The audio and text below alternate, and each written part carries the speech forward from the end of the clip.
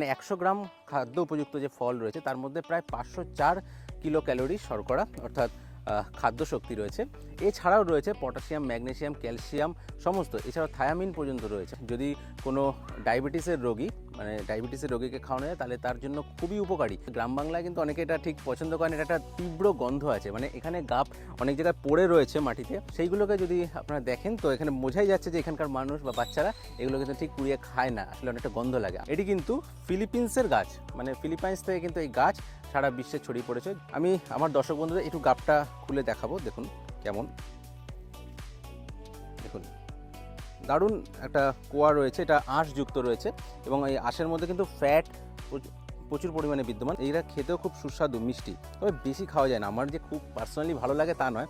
দেখুন এরকম শ্বাস হবে, দারুণ একটা গন্ধ বেরোচ্ছে, অনেকটা ঠিক ছোটোবেলায় যারা ওই চুইন গাম, বাবুল গাম যারা খেয়েছে ওরকম বাবুল গাম টাইপের একটা গন্ধ। দেখুন